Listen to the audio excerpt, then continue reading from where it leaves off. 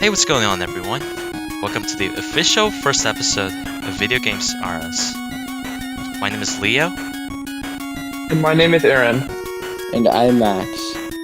We are a group of game enthusiasts, and we've made this podcast for you, presumably a game enthusiast too.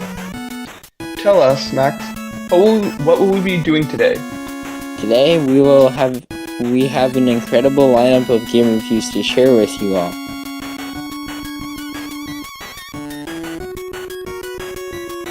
These games are some of the games that we're extremely passionate about, and we'll review it and bring you all the nostalgia you're trying to find from your childhood.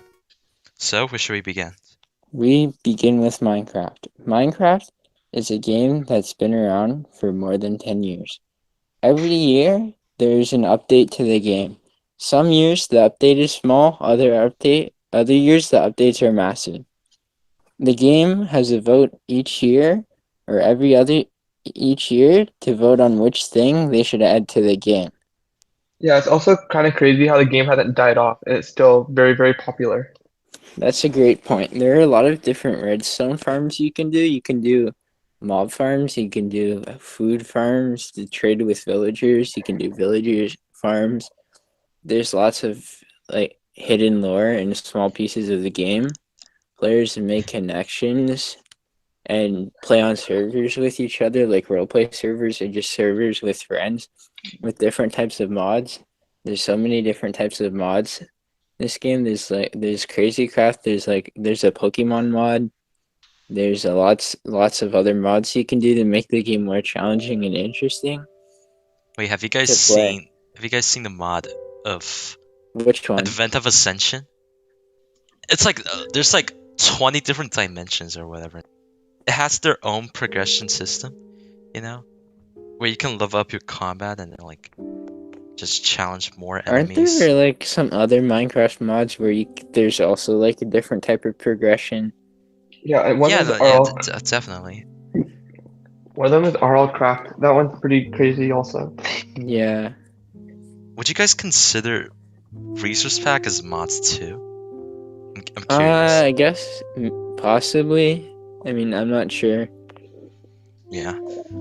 I feel like to be classified as a mod, it needs to add new content. So yeah, sure. I agree. Yeah, that's a good point. I've seen so many people just say that I'm playing modded Minecraft just because I'm using Resource Pack, because that's not from the original game, and they just call it like a mod. Yes, it's kind of funny to me. I don't think it really counts. It's more like a custom. I don't know, interface? No, that's not the word. Is that the word? I'm not sure. Yeah, and also, these mods are not made by Mojang or Microsoft. They're fan-made. They're made by players who enjoyed Minecraft so much that they devoted possibly hundreds of hours. Others just love it. I think that's also one of the reasons why Minecraft's so popular, is that you can just express your creativity in so many ways. Not just the original game. The original game gives you freedoms of building and playstyles, or you can do whatever you want. But then you can also just mod the game, and I don't think Microsoft has a strong opinion against modded Minecraft. Yeah. I think they're just kind of okay with it. Yeah. I feel like another big aspect of Minecraft is all the servers. How you can go over how you can play on different servers like Hypixel, which has a whole bunch of mini games, or stuff in Zed servers, so Skyblock, which is basically almost a whole new game inside of Minecraft, which is you play with a whole bunch of people.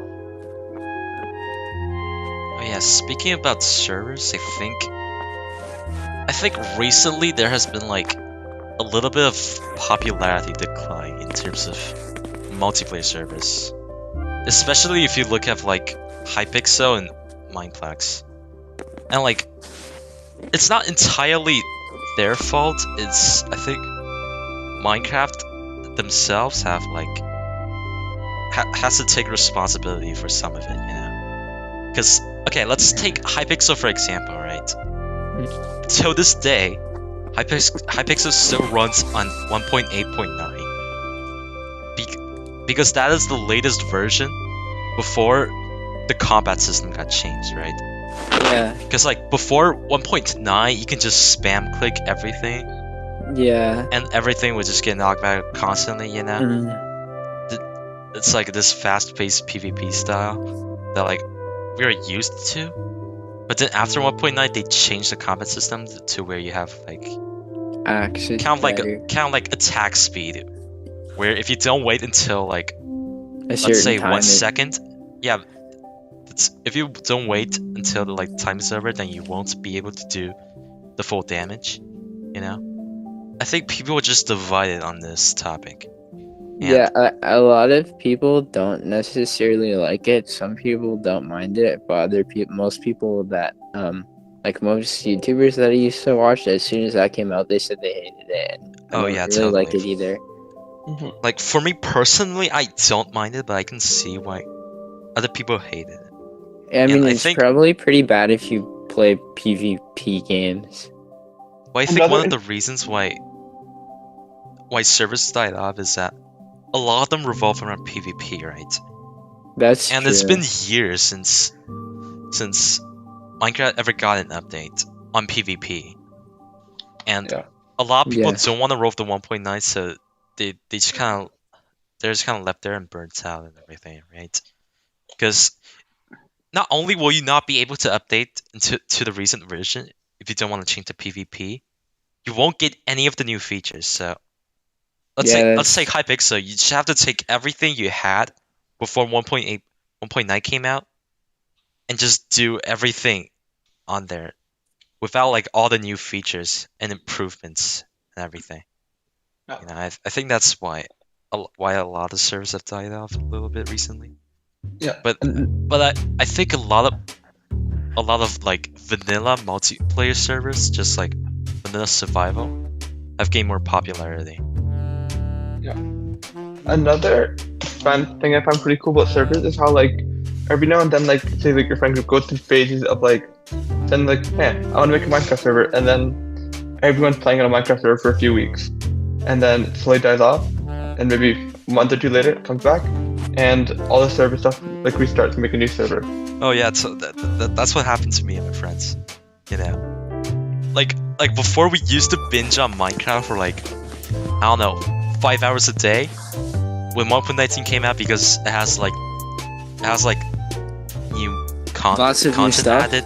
Yeah. Especially the new ancient city when they're supposed to be this ancient underground civilization that's like worship this otherworldly creature called the Warden and everything.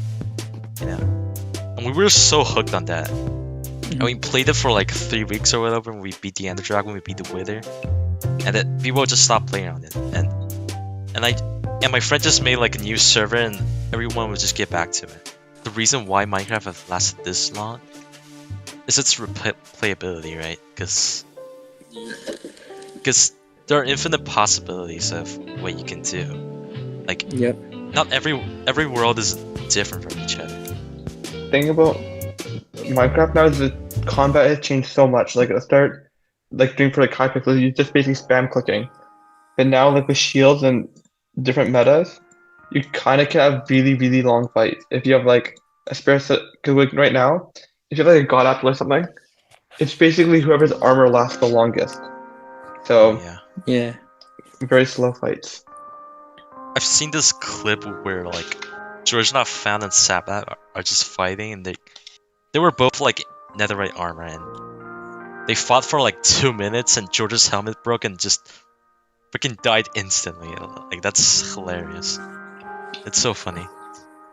So like I said with the metas before, like how it started with swords or bows, and then it went to axes and shields, and then you maybe can still use bows if you time it correctly. True. No, I think and you can still use swords too. You just have to time it correctly. I've seen like YouTubers play ultra hardcore, and some of them use the axes, and they did really well. If you're gonna use an axe or a sword, you have to time it very, very well, and you have to know when the person's gonna use his shield. Yeah. Another thing that's interesting about Minecraft is now how end crystals are now used for more PvP-ish stuff, which is pretty cool. And now it's not just the only use for it is to respawn the Ender Dragon. Now a lot of people are just using the crystals to kill each other. You know, like they would just pop them in front of them and just pop an obsidian and pop a crystal. It's very and just effective if they don't have good armor and stuff. No, even if they have like full enchanted armor, like they're still likely to die because it does so much damage. Yeah. Alright, now we shall discuss whether it's worth getting. I personally would definitely recommend getting this game, but isn't Minecraft Bedrock for free right now?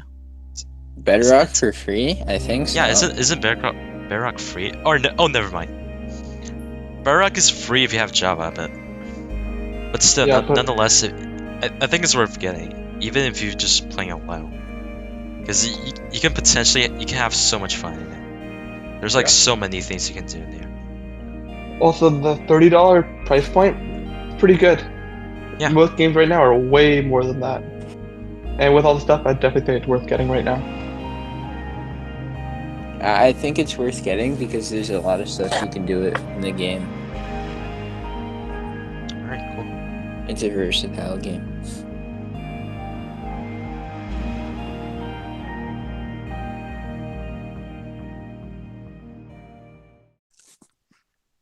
Okay, I think that's enough Minecraft for now.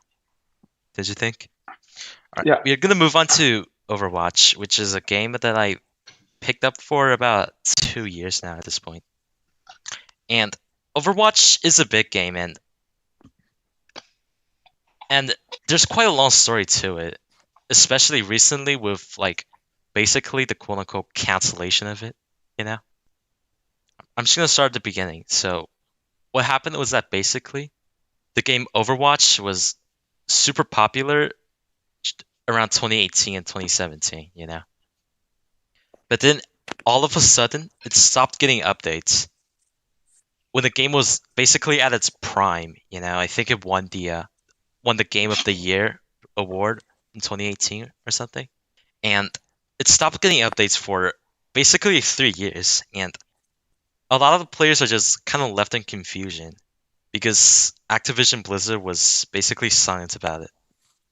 And people got burnt out and then just left the game, and the game was basically dying. The devs later revealed that they were pouring all of their attention on the sequel to Overwatch, which is Overwatch 2. So Overwatch 2 would have the OG PvP, but in an improved way, because Overwatch 1 was 6v6 and Overwatch 2 is 5v5, but the change in format makes it like a lot more fast-paced and chaotic, which is fun for a lot of people, you know.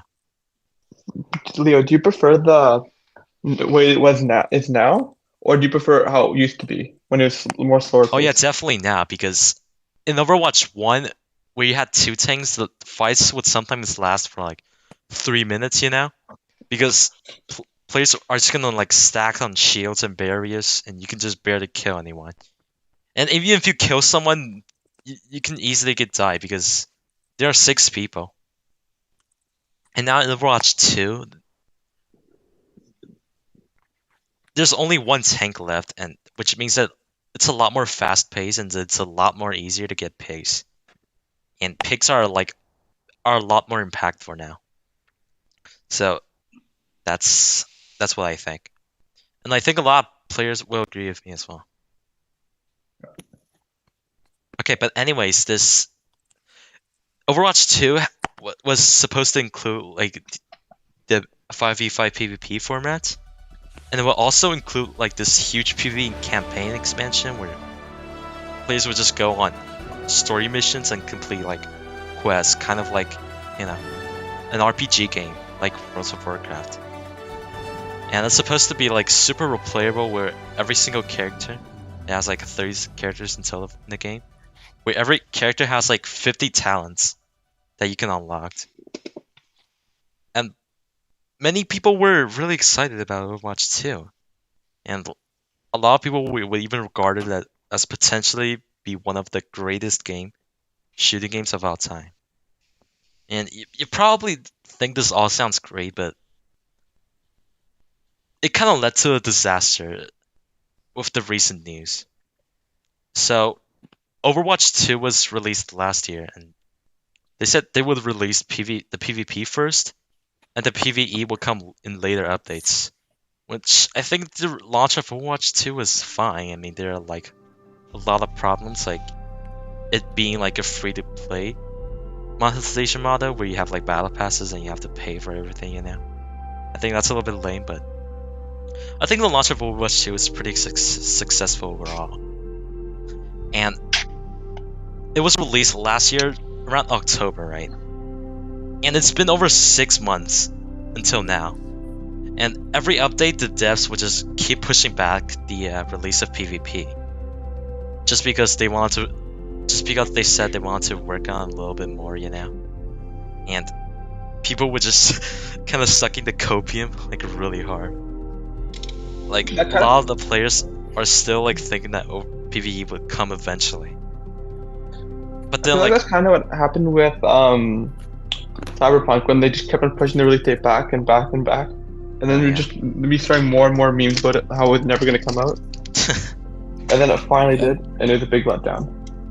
Oh yeah. Yeah, that was terrible. But okay, but here's the thing. It didn't come out because last week, as you're hearing this, last week by the way, they revealed that PvE will still be coming, but it won't be including all the talent trees and everything they shown in like the Overwatch 2 trailers, where you have like different like skills and talents, and supposed to be like super replayable.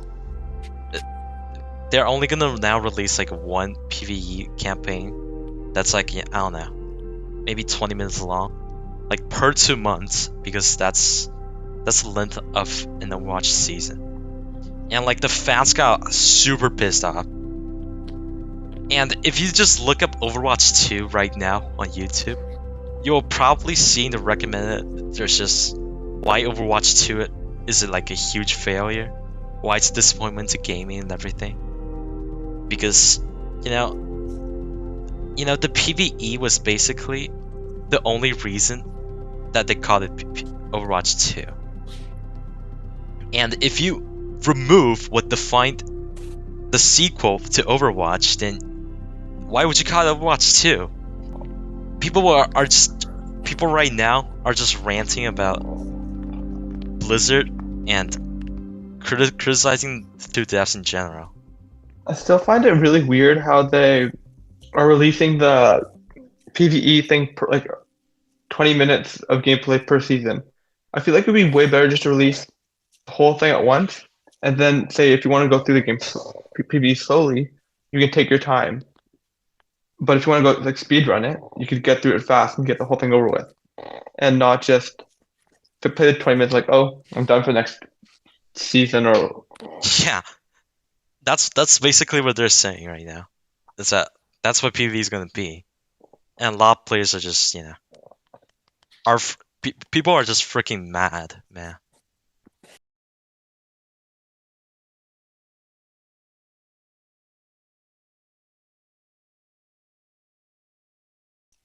Let's dive a little bit to the reasoning why it got canceled. So, a lot of like leaked information from people from Activision Blizzard has talked a lot about why this come to the decision, and there are like a lot of unfortunate events happened that led to this. You know, the first thing is like the upper management just being shitty in general, because they were not giving the Overwatch team enough resources to make the game, because the Overwatch team was apparently a lot smaller compared to other games like World of Warcraft, you know? And making a campaign basically as big as World of Warcraft is like a huge task. And on top of that, like a lot of the original developers that worked on the PvE campaign had just left, including the game director, by the way. The game director of Overwatch just left, and the current Overwatch team are mostly just like new rookies that have like no idea how to approach like the stuff they left off. And I think this really just makes a multi-billion company that's Activision Blizzard just looks really bad. Yeah. I find it kind of silly or kind of weird how you're making a big game and then half your development team leaves, including the main head. I feel like there must be something going on behind the scenes about why everyone just suddenly quit. Yeah, it's a little bit of. I think has a little bit to do about like, just like the decline of Activision in general, and like, the CEO of Activision, just Bobby. He was like looking to sell the company or something like that. I don't know much about the details. All right. And there are also like lead developers who like said that they knew they won't be able to live up to the expectation and promise on PvE. And they were going to announce the cancellation of like PvE as early as like 2022. And they were going to announce the news, but then like they delayed the announcement and basically just rolled with the release of Overwatch 2 without announcing the cancellation. And the reasoning behind that is because, like, you know, they wanted to make as much money off of like the hype of Overwatch 2 as possible. Because if you announce the cancellation of what defined Overwatch 2, then like the fans are just gonna be upset and won't download the game anymore. I mean, it's a smart move from a marketing standpoint, but man, that's just vile. Yeah. Especially for like a multi-billion company. Yeah, I feel like they should have, like, as soon as I feel like for me, I feel like they should have, like, as soon as they realized they weren't, like, not going to live the hype, but, like, they weren't going to even be able to do it in the first place, they could have said that it couldn't do it, stopped their work on that, and focused everything onto Overwatch 2. So then they would bring more than the 3 maps to the new game. Yeah, exactly. And you know what the funniest thing is? Is that we got this news not from, like, you know, like a former blog post or video or anything like that, you know? The game developer Aaron Carroll just kind of announced this news during like an interview with an Overwatch YouTuber, you know?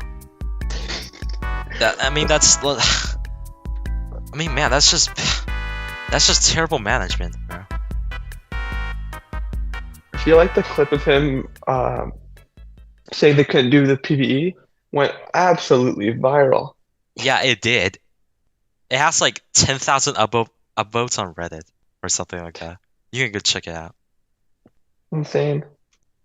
But like, I feel like after that happened and him announcing it in the worst way possible, they had to make some sort of like post about it and make a big blog post. Yeah, at least like that's the minimum they can do, you know. They didn't even do that. They just announced it like randomly out of nowhere, with fans are like still expecting PvE just because like they said it's gonna come.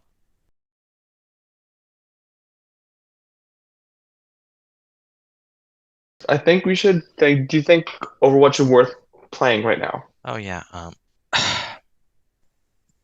Okay, if you like, I would say if you like this fast-paced, like arcadey gameplay where it's an FPS game, but you have like different abilities and ultimates and everything, you know. It's Overwatch is fun, but for me, I think it's just a little disappointing that what promised was going to be Overwatch 2 did not make it. I'm just a little sad. No, but yeah, if you think Overwatch 2 looks fun, then go ahead. It's fun. Yeah, I think you said all the main points. Like, it didn't live up to the hype of all like the PvE and the basically new game, and didn't really live up to the expectation at all. But also at the same time, it's a free-to-play game, so like, even if you like have trouble making money and stuff, it's still a game you could play. I'm not sure how much pay to win it is. It's not but pay to win. Alright, so if You can only buy then cosmetics. I guess you have to buy some heroes, but you can unlock it through progression. so in that case, I feel like it'd be a good game to try and play because it's free. So like, the one thing you could really lose is your time. So yeah, I feel like it could be worth a try. But again, as Leo said, if that's not like a game you'd like, then I would probably not like it.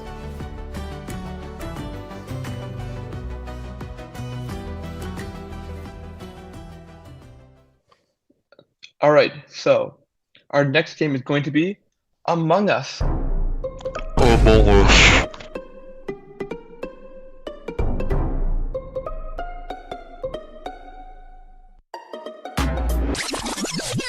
So the next game on the agenda is Skyrim.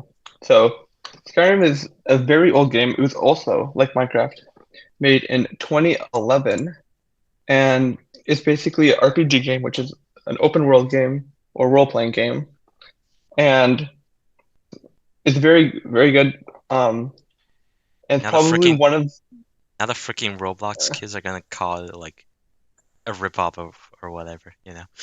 yeah. All right. So for the game, it's mainly like centered around exploration and mainly exploration. So like it has a very, very big open world, a good like traveling system, horses and stuff, and you can go like, and then while exploring, there's a whole bunch of like dungeons, big cities, and like there's wilderness you can go through with lots of interesting like interactions. Like there's thieves, dragons, and a whole bunch of other stuff that pops up along your travels.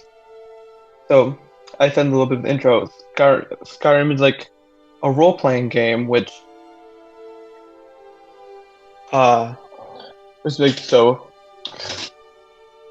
Wait, I've never played Skyrim before. Is it It's is like it a something big. more like Dark Souls where you have to complete levels, or is it more like open worldy where you have just It's like complete dungeons it's as like you will, or it's more like that, but so, like there's It's like a more main open quest worldy. line, but like there's like I think so. I have to play through it. I think I probably have at least 200 side quests that I can do that I've Yeah. just unlocked. So it's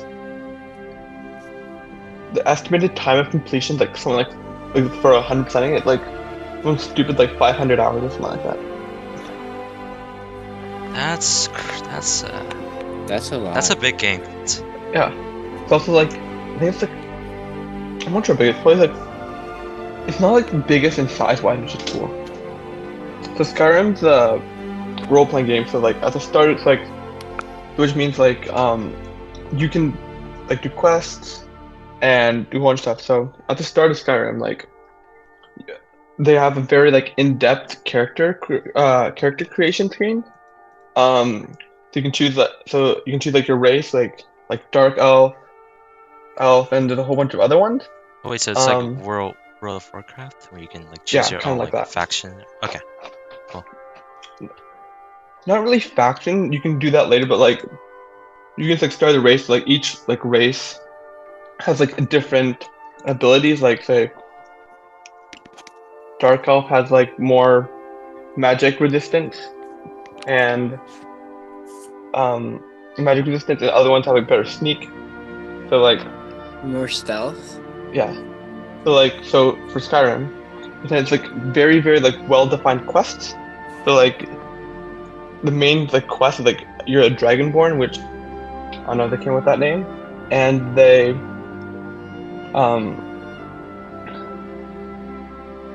and so the main quest is like not gonna spoil it of course, but like it's very long. You go through dungeons and go through a whole bunch of other stuff, which just the main quest alone, like gathering all the equipment to do it, is a very very long venture, which took me, or it takes like the average person like dozens and dozens of hours just to complete that one like main quest. And as you're like, say exploring the world, doing the quest, you'll like encounter like NPCs which will give you side quests. Oh yeah, Or you, you pick- you're just gonna get constantly distracted. Yeah. That's what happens to me with every single RPG game. Is that I'm doing a freaking quest and then an exclamation mark pops up on my map, and I run through it, and I pick up another quest, and I say, well, it's a short quest. Let me just do it, and I explore somewhere else, and like, there's another quest that pops up, or there's like a dungeon, you know. That's what always happens to me. Yeah, that definitely happened to me when I first played it. What do you feel about the side quests in Skyrim? Because what happens to me is that like I feel like a lot of the RPG game doesn't really like focus on the side quests, right? So like a lot of the side quests are just like really boring ones, you know? Or like has like some really stupid lore that's basically irrelevant to like the main quest that you're doing. And I feel like that like takes away like a lot of the immersion. And I feel like a lot of the side quests just kind of ruins the experience. Unless they're like super well polished or anything. With cutscenes. Or with like special enemies or something like that. Yeah. You know? A lot of like the side quests like take you to dungeons with could be a little bit repetitive. But like almost each dungeon has its own layout. They're all really big dungeons.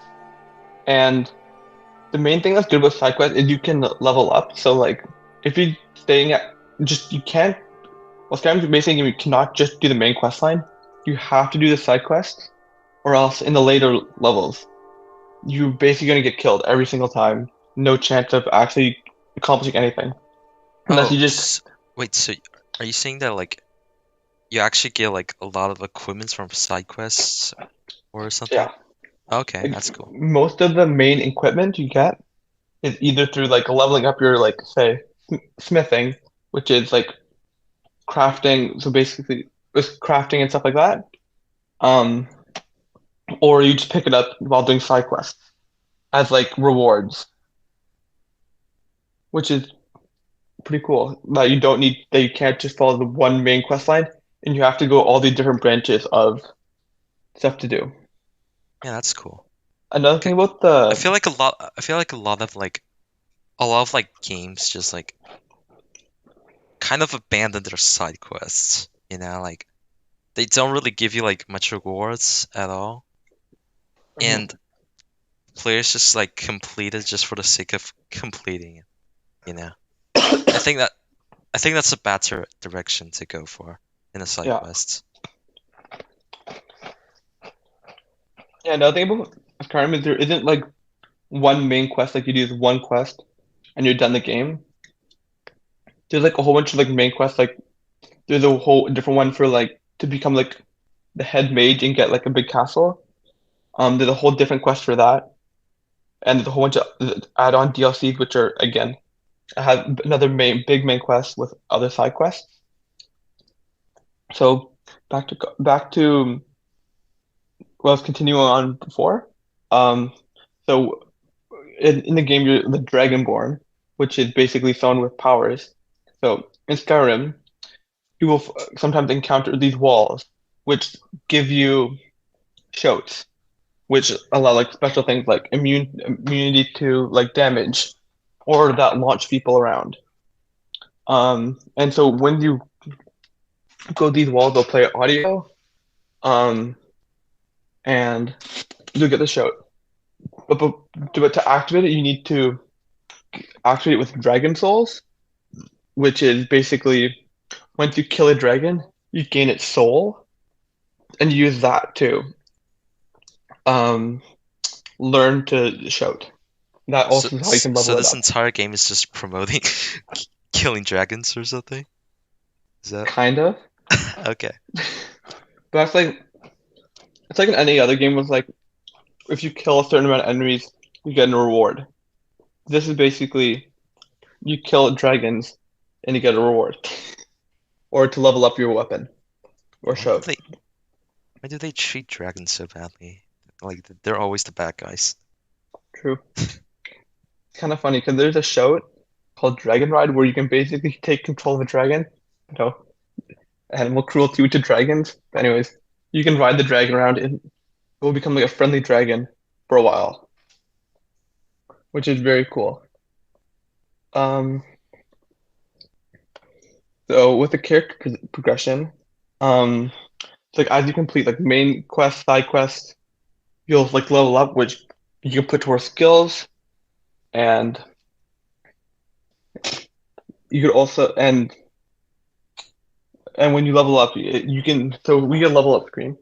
You can either choose to increase your health, which is of course like HP, or magicka, which is like magic damage, or like how much like magic points you have before or to use like to cast spells. So like if you some spells cost like say 10, which is not very much, and others cost like hundreds. So when you're building like doing a build, you have to like balance it out. Or say if you just want to do a magic, you'd want to put more into magic. And then there's stamina, which of course allows you to sprint, do heavy attacks on weapons, and jump and stuff like that. So in Skyrim, there's a very like in-depth crafting and enchanting thing. So like, of course, the skill perks are enchanting and then I'm pretty sure smithing. So like smithing, like the skill tree, which is basically when you level up, you can level up each part of the skill. And basically it's like mini progression towards getting the whole skill unlocked. So with crafting, as you level up your skill tree, it allows you to like use more harder resources to get.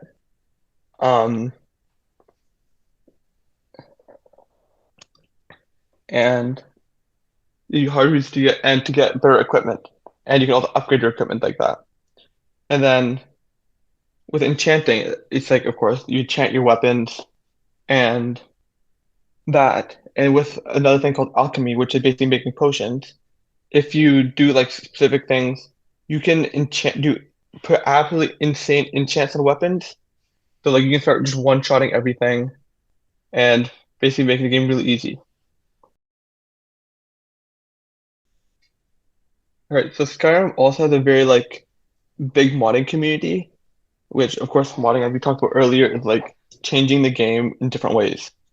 Um, so the mods like allow you to like have new scenery, they give new effects to weapons, just improve like the general gameplay. So like in the base Skyrim, the first person is not the best, and so there are mods that make improve it drastically, which make it a lot more entertaining to play. And again, modding, you could just have more and more hours playing with different mods, and again, mod make the game feel like a completely new game, with still keeping the general stuff the same. And then, like any complex game, Skyrim has fair share of glitches and bugs. These can range from minor audio glitches or more significant issues. So with the bugs and glitches, some of them are like absolutely game-breaking, like dupes or stuff that you can just instantly level up your skills. But then other ones are like more fun, like special interaction with like let's say a giant, which sends you launching into the air. And then yeah, it was really fun to sometimes screw around with. And then I'm actually curious how like players manages to keep finding like these game-breaking bugs, you know? I'm actually so curious because like a lot of them require you to like, I don't know, freaking log in like 5 times over and over again, and then do this like teleport over to this waypoint and then teleport back and then restart the freaking game or whatever, you know? Yeah. I'm actually so curious how they manage to find these bugs. Yeah. I feel like for some of them, like they're getting told by the developers about the glitch bugs because some of them are so obscure. Like it's absolutely, it would be like be impossible to find on their own. And then Skyrim also has like very all the bugs and stuff and let's say totally balanced enchanting and crafting system. There's some very fun like stuff like exploits you can do to make the game more entertaining. Like there's like I was thinking about the shout. There's one of them that pushes enemies back, and so with all shouts there's like a cooldown, but there's certain items that say remove the cooldown by like 20%, and you can stack. You normally can't stack it, but with exploits you can. So you can basically launch people all over the place, and which is really really fun to do. Did they fix it? Of course not. Wait, Well, actually, no. No, well, it's like it was a really cool thing about Skyrim is like I wouldn't not say it's game breaking, but like they leave a lot of like the fun exploits in the game. Oh Like- yeah, because like a lot of the like game breaking bugs are like super nostalgic to some players, and you'll be sad if they fix it or whatever. Is that Yeah. the case? Yeah, so like an example of that would be like so for the giants, if someone put a step on you, there's a glitch where you get launched into the air, and so Bethesda, the developers of Skyrim, they patched it, and then there was a bit of community backlash because everyone likes that bug, so they put it back in, which is cool. Wait, they put it back in? Yeah, they re-added the bug just because everyone liked it. It doesn't hurt the game in any way. Yeah, I feel like if the bug doesn't hurt the game in any way, then and it's just kind of like a fun little silly thing you can do when you're bored, then I think it's okay to keep it. But Yeah. I feel like if you are gonna to like make like a perfect game and patch like the game breaking bugs, I feel like you should just do it immediately instead of like leaving it for like 5 or 6 years and then patching it, because like people are gonna grow on it, and Yeah. if you just take it away, then players are gonna get upset. Yeah. Alright, that's mainly everything about Skyrim. So, Leo, Max, what do you think about Skyrim? Do you think it's worth getting? Personally, I'm a huge sucker for RPG games, so if there's an RPG game that's like really interesting, I would buy it. I would totally buy it, and I'll like grind out everything in like a 1 week, and then I'll just stop playing it and move on to another game. Yeah. That's what I do. For me, I totally think it's worth getting, even though, as I said, it's 12 years old at this point. I'd say you should definitely get it, and it's probably one of the best games ever made. I think you should get the game if you can find the time to put a lot of effort into the game. And if you like that type of game, you should get it. But if you don't like that type of game, if you're not committed to a game that you have to grind out long term, it's not worth getting. But if you're committed to a game that takes a lot of time and effort, then you should. It's definitely for you.